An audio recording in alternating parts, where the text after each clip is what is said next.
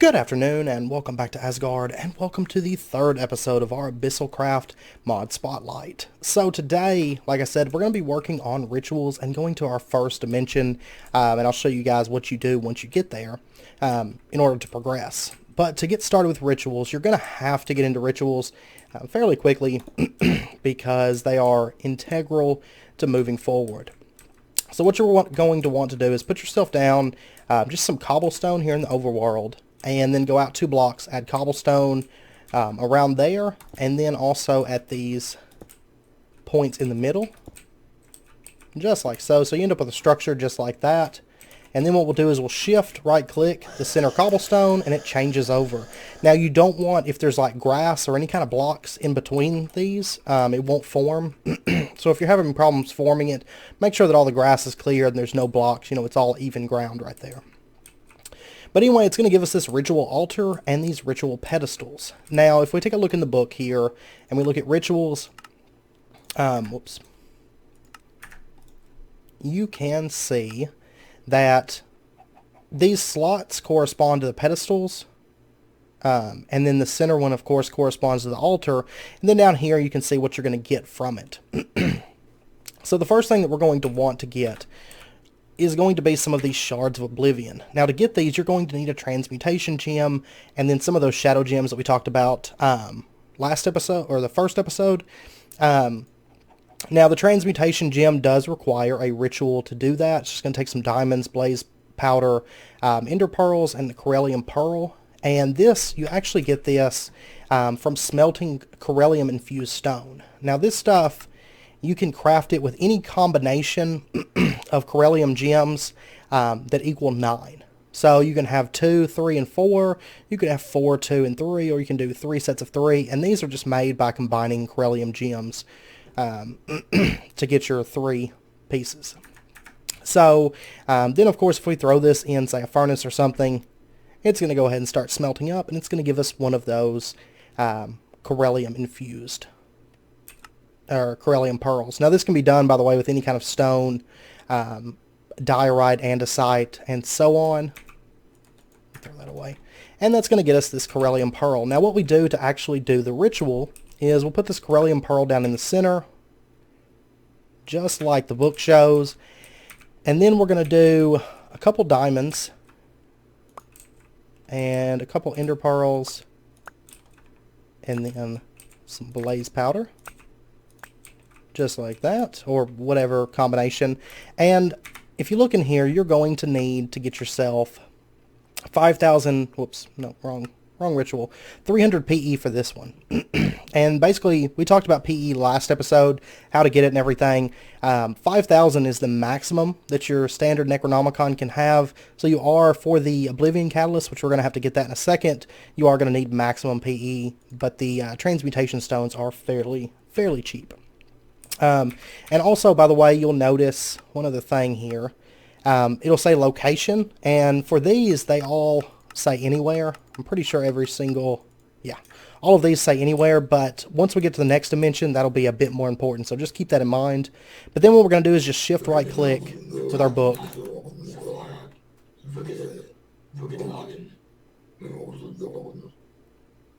I love that. I love it. Anyway, we get those particle effects and all that crazy whispering, and we get our transmutation gem.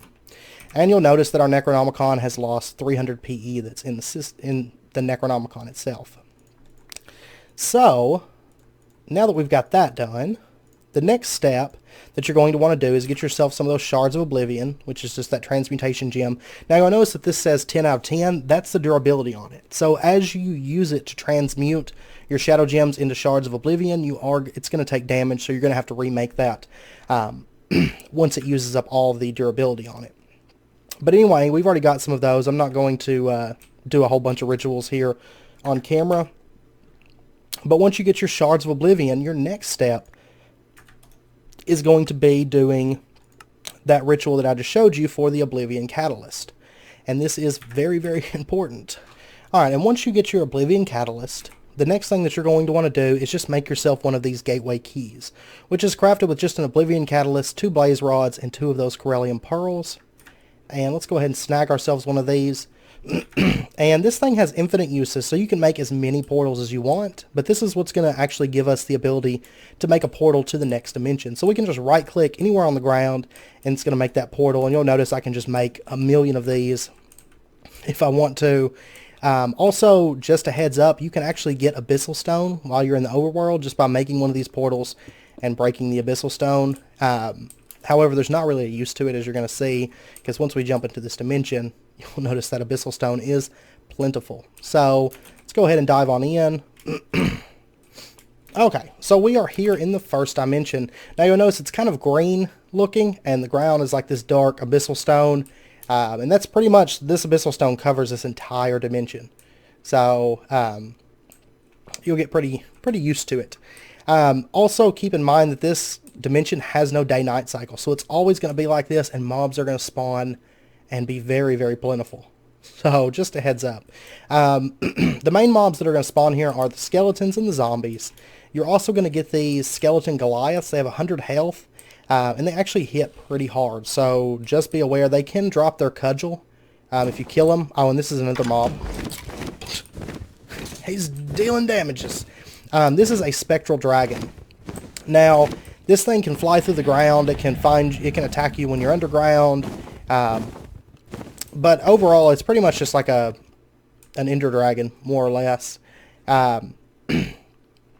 Also, you'll notice some of these mobs here fight. You're also going to have the depths ghouls, and the mini boss, quote unquote, versions of those can spawn as well. And you're also going to get those right over here. Well, there was one. I guess he despawned. But one of those other, like the Corellium zombies.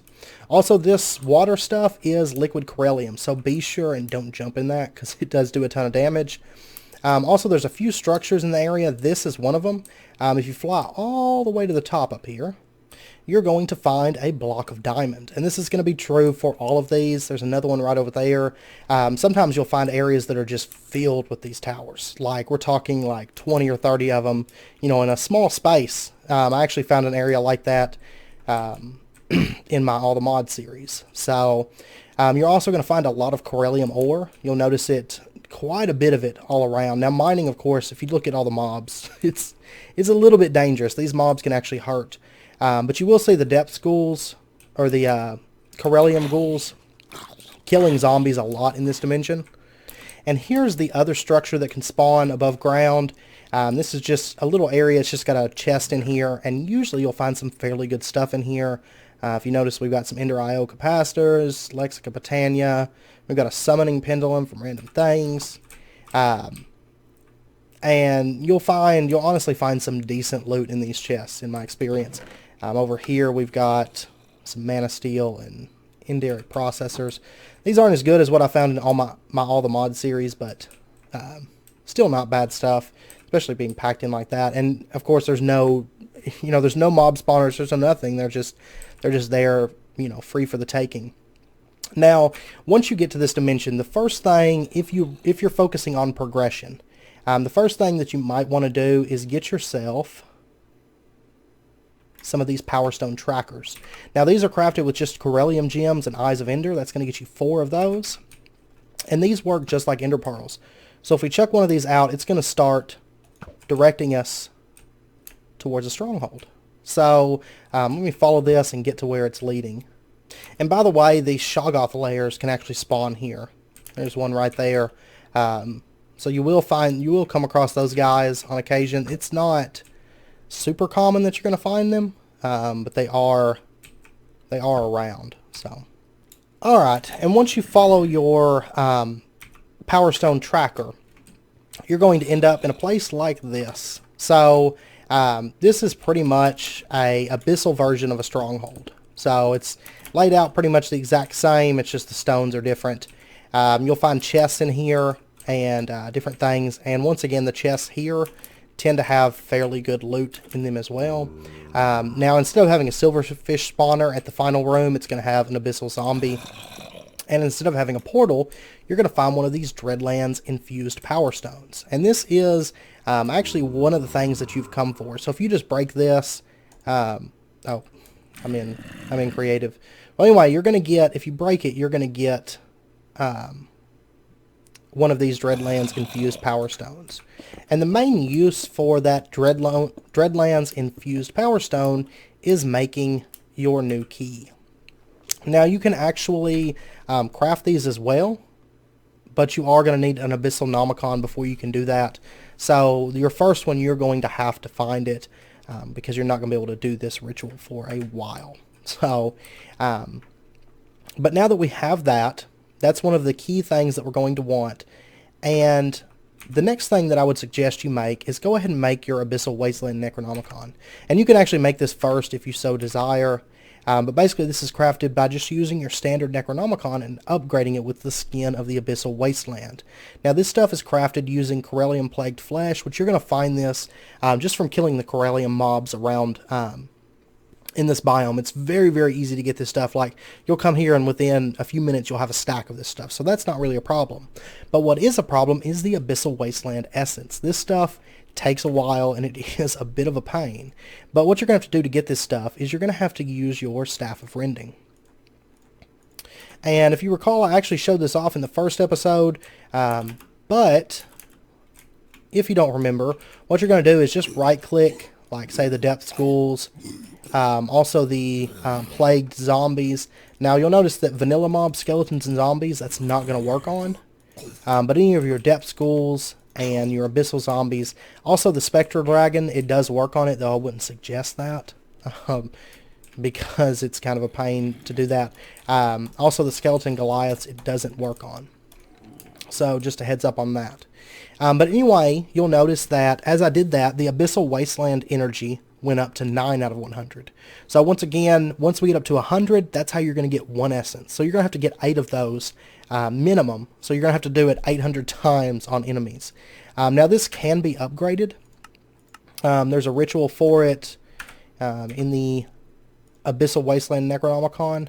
So you are going to have to upgrade the book before you can do the new recipe. So, but you'll be able to use your Staff of Rending and get the Abyssal Wasteland one, which just works a little bit better. It gathers more energy per click, and it's just all around better. So, for example, if I was to grab one of these Abyssal Wasteland ones, you'll notice that that first one only got 1 energy per hit. This one takes a heart and it gets 2 energy. And this can keep, you can keep upgrading this for a Dreadlands and Omethal version as well. So once you do all that and you get your Abyssal Wasteland Necronomicon unlocked, you can actually look, and there's a lot of tabs here for Abyssal Wasteland specific stuff. And what we're wanting to do is do our upgrade our gateway key to the Azora's Dreaded Gateway Key. Now, transmutation gems, of course, we've already got those. The Dreadlands Infused Power Stone, we just got that. And the Gateway Key, we've already got that.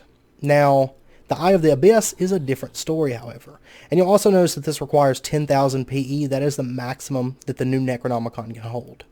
But the Eye of the Abyss is actually a boss that you're going to have to kill. Also, you'll notice here that the location, the Abyssal Wasteland, this has to be done in the Abyssal Wasteland. So just keep that in mind. So, to actually summon the boss, you're going to have to do another ritual. Now, you can't do cobblestone here to make a ritual area. What you're going to have to do is you're going to have to actually make abyssal stone bricks, which are fairly easy. I mean, you just get abyssal stone and craft it together to get your abyssal stone bricks that way. And this guy's going to drive me absolutely insane. And we're going to lay this out just the same as we did prior. Just like so. And then shift right click and we're going to get this new altar. So this one works identical. There's really no difference. Rituals are always across the board. They're going to work the same way. So you don't have to worry too much about that. But in order to summon the boss, let me actually take a look here. And I'll show you. We are going to need to do the Ritual of the Sleeper. Now this takes 4 pieces of gold, an enchantment table, a transmutation gem, and this has to be full durability. You can't use one that you've already used. And then also a bucket of liquid corellium, which of course there's liquid corellium everywhere, so that's not a problem.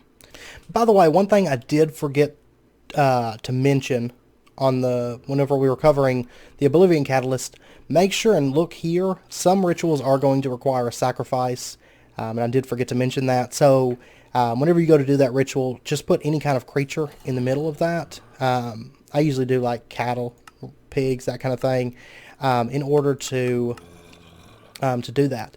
But what we're going to do is the Ritual of the Sleeper, and I've already got the items laid down for that. So you're going to have to use a Transmutation Gem. That has to be full durability, so just keep that in mind. Make sure that you've got, you haven't used the one that you put in there. And so we've got the items in here, so let's go ahead and shift right click, and it'll start pulling the energy from our book.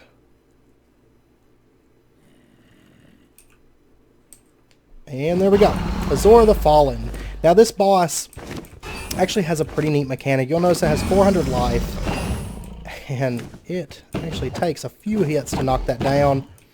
Now as we chase it here, generally its main attacks are going to be flying at you, and it's also got like some breath attacks as well.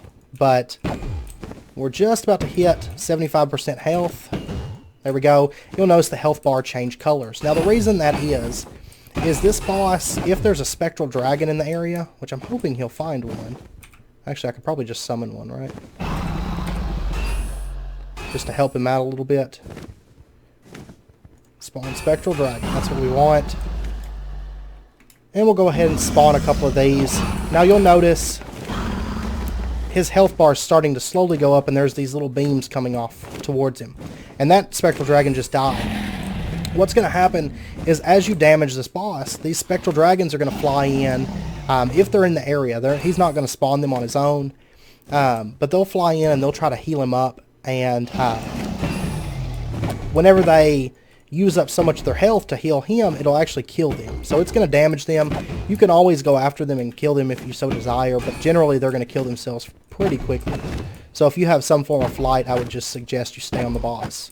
Now you'll notice the health bar keeps changing colors every 25%.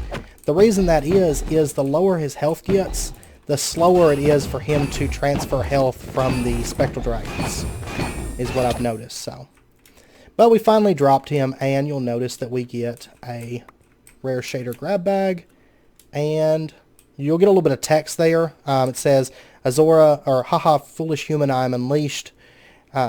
Is what he says when he comes out. And then whenever you die, someone named Oblivionaire says, Azora, Azora, you will pay for this, mortal. Besides, you'll never get past the dreadlands. Have fun digging your own grave. And whenever he dies, you'll notice we get a bunch of medals and flesh and XP. I want to say in my All the Mod series, I believe he has about half the XP of the actual Ender Dragon. So you're going to get about 50 levels from killing him. So it's not that bad, not too bad. But he'll also drop some more of that Corellium plagued flesh that we talked about. Also chunks of Corellium, which you can smelt to get 2 refined Corellium ingots for each one of those. And then he's also going to drop some of those ingots. And that you can actually use for making these blocks. You can do plates, bows, there's armor and weapons and all that good stuff. Also upgrade kits, which we'll get into later on. And then, of course, he drops a shader grab bag, and then he also drops Eye of the Abyss. And, of course, that's only if you have immersive engineering in the pack. But he drops his Eye of the Abyss, which is what we're going to need to make our next key. So now we have all of the pieces needed, and we can get our Azora's Dreaded Gateway Key, which will open up the next dimension. So, anyway, that's pretty much the main things that you're going to do as far as progression in this zone.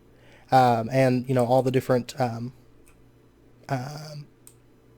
things to find in this zone, or in this dimension. So, but I do believe I will end out the episode there. Next episode, we'll cover some other mechanics and maybe start working on the second dimension. We can actually begin messing with machines now. So I think we'll cover machines and stuff next episode and start getting into some of those mechanics as well. So anyway, I hope you guys enjoyed the video, and I hope you found this helpful. And as always, if you did enjoy it, be sure and hit that like button and go ahead and subscribe if you're not already. It's very, very much appreciated. And until next time, as always, do take care, and I hope to see you guys then.